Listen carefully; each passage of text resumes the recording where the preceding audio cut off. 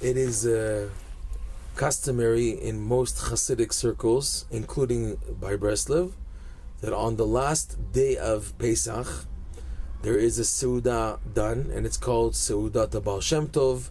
Some call it Seudat Mashiach, like in Chabad, for example.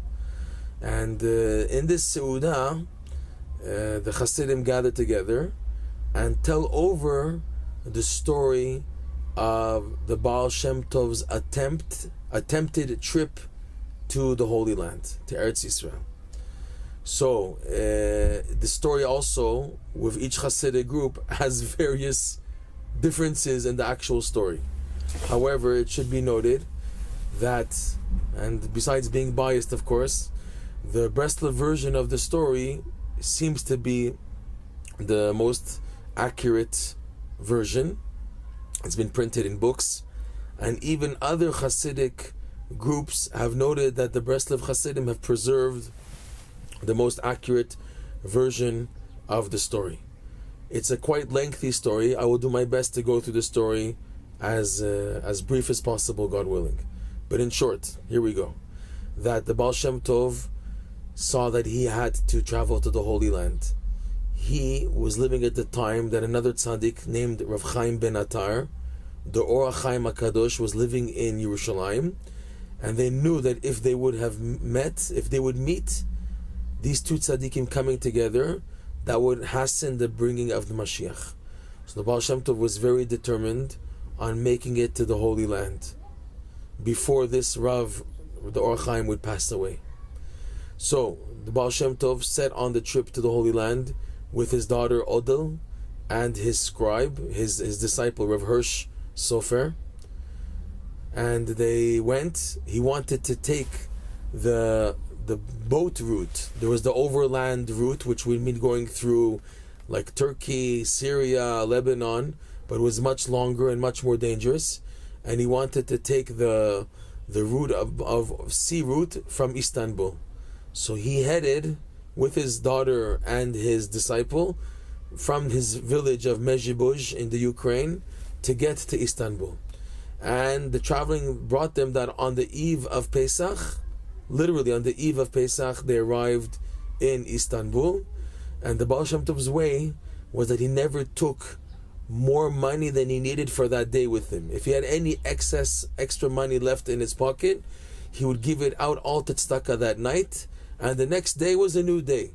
So they had constant miracles of the funding to find horses, to pay for horses, etc., and food and lodgings, all this trip to get all the way from the Ukraine to Istanbul in Turkey. They arrived Erev Pesach, Istanbul, with no money, nothing, not knowing what to do. They got some money. They found someone to find them a little like a cellar, which was really underground and dirty and not proper accommodations for Pesach, but that's what they found. And Udel, the daughter of the Baal Shem Tov, having no food and nothing to make preparations for Pesach, no matzah, no wine, nothing. She said, at least what I can do is to wash my father's clothing here in the Dardanelles, in the body of water there in Istanbul. So she was there along the shore, cleaning, laundering her father's clothing in honor of the Chag. In the meantime, there was a young German, wealthy Jewish German couple who were childless for many, many years. And after going to doctors for treatments, they all said, you guys are impossible to have children. You are both sterile from birth, and it is impossible for you to have children. They didn't give up because they loved each other. They didn't want a divorce. They didn't want to do any other alternative. They were told that a miracle worker exists in the Ukraine. His name is the Baal Shem Tov. Go to him. He can help. So they arrived to the Baal Shem Tov's house after he had already left on his journey towards the Holy Land. So they were determined, and being wealthy, they had stronger horses, many more horses that were able to gallop and travel much faster. So they caught up. Every village asked, which direction did the Baal Shem Tov go to? To this village. And they followed and made it also on time, on Erev Pesach, the eve of Pesach, to be in the city Istanbul. And being wealthy, they took the penthouse room in the nicest hotel there, and they sent their servants to buy the best foods, the matzah, the wine, to prepare the nice meal. And they went out looking for the Baal Shem Tov, because they were told he's in Istanbul. They had no idea if he had left already, if he's still there. So they went looking for the Baal Shem Tov, and they figured possibly he probably left already, maybe not. The best place we can check is by the docks where all the boats are, and to find a person who looks Jewish and ask them if they've heard of the Baal Shem Tov, and they don't know if he's left already, if he's still in Istanbul. By their luck, by divine providence, they were walking and they saw a Jewish dressed woman, which was of course the Baal Shem Tov's daughter. And they asked her, "Excuse me, we're looking for a man named the Baal Shem Tov, Rabbi Yisrael Baal Shem Tov. Would you know of this person?" And she said, "Of course, this is my father." And they were so relieved. "Wow, we found you. Oh, where are you guys staying for Pesach? Whatever the case, come with us." They took all their stuff then from the cellar. They took them out of the cellar, all the belongings, and they brought them to their nice penthouse, their nice whatever they had rented in the hotel, and they had everything set for them. The Baal Shem Tov and his disciple, not knowing any of this and not having any things to make preparations for the Chag, so the Baal Shem Tov, what he was able to do was to go to the mikveh and to go early to the synagogue to get ready for the holiday, for the night of Pesach. And he had such trust that Hashem would take care of him, which is indeed what happened.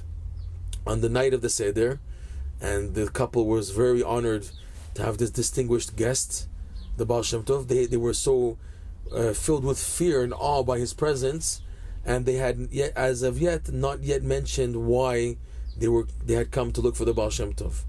And the whole Seder was done with a feeling of awe. And in the middle of the Seder, the Baal Shem Tov told the couple, without them telling him why they came, he said to them, "I know why you have come looking for me, and your efforts have been rewarded. God willing, this coming year you will be blessed with a boy, a child." After he said that, his face turned flush red and then white in panic, in fear, and his eyes turned back. And the daughter, Udel, who was telling this over, said that her father was having what's called an aliyat neshama, an elevation of the soul, where the soul just leaves and goes up to upper worlds. And she said, "My father, I've seen him many times have an aliyat neshama, but never like this. I never saw it with such an awe and intense expression and experience. It was very scary," she said. And he was stuck in this mode for a few minutes. And then afterwards he snapped out and he said, "Very well, I will serve Hashem without the world to come." And he regained his happy composure and expression. And then he explained to the people at the table what had happened, because they had no idea what was going on. What did he mean?